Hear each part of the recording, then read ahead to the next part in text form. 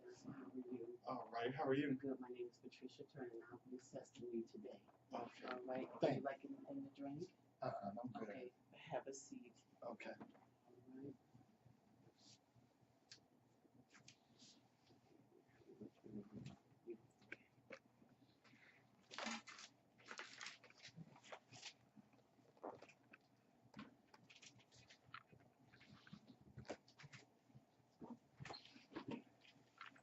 Well, welcome to Caesar Promise. Thank You you. had any trouble finding the place? No, it was easy. I Okay. just took the bus line, the number 3, the Madison bus, straight to it. Okay. All right. Good. Good. Good. Like I said, Patricia Turner be assessing you today as an individual, and then see where you stand at. Okay. And who referred you to Caesar Promise? Young lady named Carly Okay. from NA. From NA. Mhm. Okay. She told me about Caesar Promise. She said it was a great organization. Okay. If I needed counseling or somebody to talk to. Okay. So the reason why you were in NA?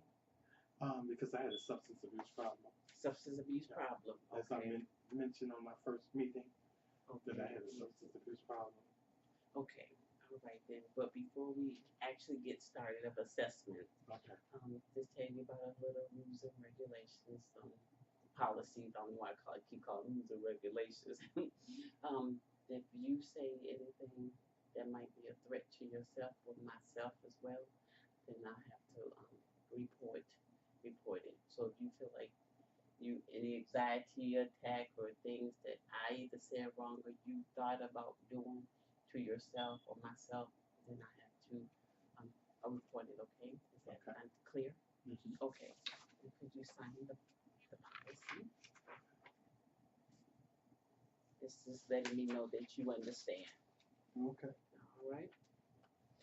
It's almost And like the today, doctor's date? office. 7/16/17. Okay.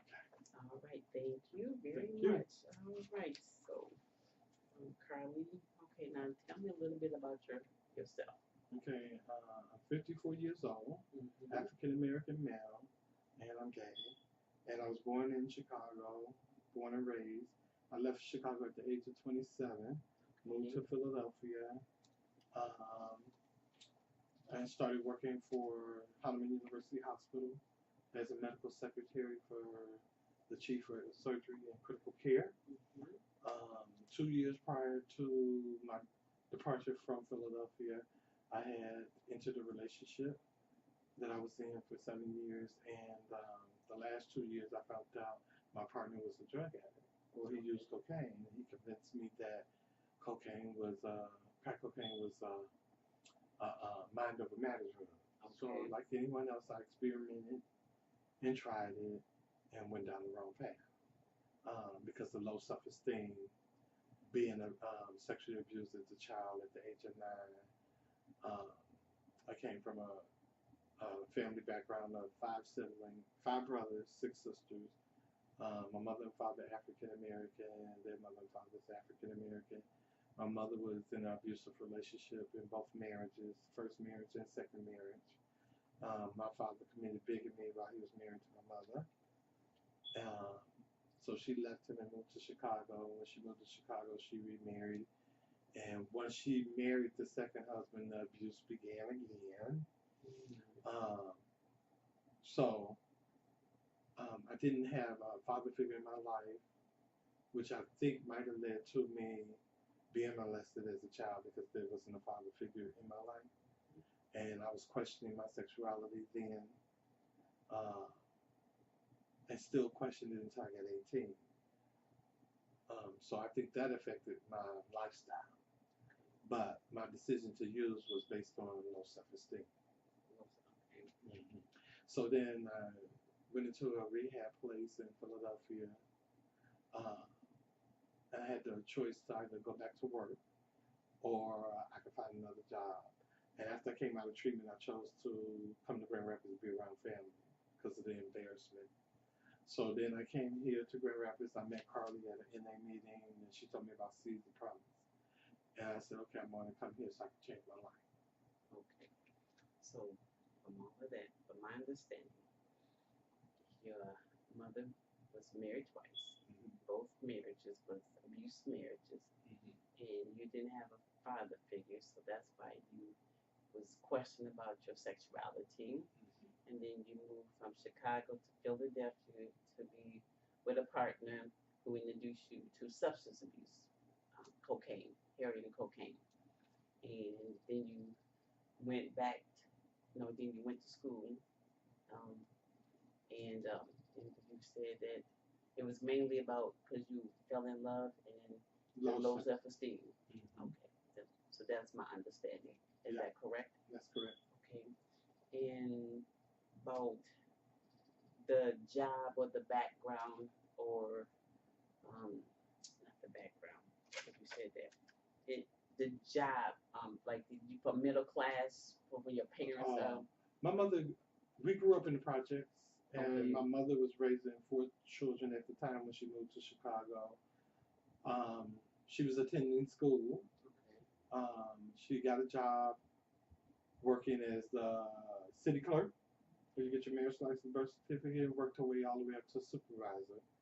Then my mother saved up enough money. We moved into what was called the middle class neighborhood. Moved into our first home. Then she moved into a second home, a bigger home. But I grew up in the projects in the because private. from a little kid all the way to uh, freshman year, we lived in the projects from when I was a little kid all the way to my sophomore year. Then we moved into middle class. In my sophomore year, I met new people that were gay, that I could identify with and socialize with, um, and a different way of living um, outside of being in the project. You know, so I learned a lot of things for those friends and the people in the neighborhood. Because from what my understanding as well is that you moved to Chicago, when you lived in Chicago, you didn't have anything to do with substance abuse until you moved to Philadelphia. No drinking, no smoking cigarettes, no drugs. Wow. And I started, and the doctors asked me, they said, "Why did you start smoking at 27?" I said, "I started smoking at the age of 27 because when I moved to Philadelphia, I was always calling home to Chicago to talk to my mother and friends. Okay. And the first phone bill was like $1,000. Ooh. And my mother said to me, "Well, you better pick up something besides that phone." So I picked up the cigarettes, started smoking. And I didn't have to call anybody anymore because I had the cigarette. The cigarette was the best friend, and the phone bill went down to $50, $60. And I haven't been able to stop smoking, but I've stopped using. I've been clean for 90 days. For 90 days. All right. Now, to say all of that, if you go to sleep tonight and you wake up tomorrow morning, and if you could have anything in the world, what would that be? What would be your miracle ultimate dream? My miracle dream would be I will wake up, I will be a social worker, a therapist, counseling people with drug and alcohol problems, working with battered women and LGBT community um, regarding substance abuse, low self-esteem, self-identity, um, and various other issues that they may face because I've been there and done that. Okay. And then the battered woman because of your mother Because and of her my mother. circumstances. And also, when I was in that relationship and I had low self-esteem, it was similar to a battered woman, even though their circumstances are different. But the psychology and the makeup of how a person manipulates a person to do what they want them to do is the same. Yeah. But what I like about what you had talked about, the low self-esteem, you already identified your problem. Now we just have to get you out to the solution to your problem because you really stressed that out, low self-esteem, and that's how you got on substance abuse, drugs. So yeah, so you already know what the problem is. Now you come to me so we can get a solution and help, and then you stay clean. But so far, in 90 days, that's really good. Okay. Um, also, that yes. So now we have to come up with a wellness plan together, and the wellness plan would this time involve some of your family because they know you better And you know, and they Yep. will help you stay on the right track. Besides me monitoring you as well. That So sounds like a good plan. yeah, so next time, so the one-on-one, but then we'll make an appointment for this time, your family, and what time we can all meet, family. This time was the individual, and then the next time will be with the family, which is Mesno, Okay. okay? And then also making the change, um, part of the wellness plan will be, um, to be more like sign up for school Hmm. and Yeah, and I did that. I signed up for GRCC. I started in September. okay, Uh, I'm still attending NA. I go there every Monday and Saturday.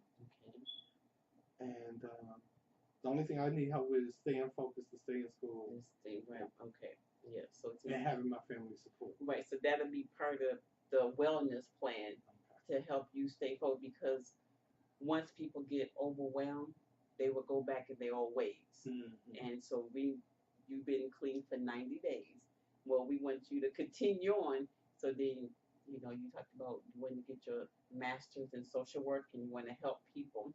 Well, yeah, so we're gonna between your family and I and Carly, you're gonna be beyond that. Yes. So so then the next time, because it's all about change. It's about the attitude. If you really want to change, which you started, Mm-hmm. and then you came to me. So that's a start right there because now you're trying to find the solution. We already identified the problem, and now we just come with a solution, and that is to help. Any thing else that you see that might help you besides your family, or you continue on doing the NA Yeah. and The NA see, is the yeah, strongest part. is the Keep me strongest focused. and keeps you coming, keeps you Mhm. going. Is there somebody specifically at NA that motivates you to stay clean, or just the program itself The program itself and the teachings of the 12 steps. and the teaching the 12 step? Mhm. So then that seems to be working. It's working for me. Yes, well that's good. Otherwise you wouldn't be at Seas of Promise. Uh-huh. Because the potential you have, see, yeah, because I understand about the low self-esteem, okay? And we would just continue on meeting, and Okay. then like I said, the wellness plan would be, I'm going to assess your family members, and then we're gonna come up with a plan together of how you, Mr. Johnson, can stay on the right track so you can succeed in life. Okay. All right then. All right. You have any questions or concerns for me? Mm-mm.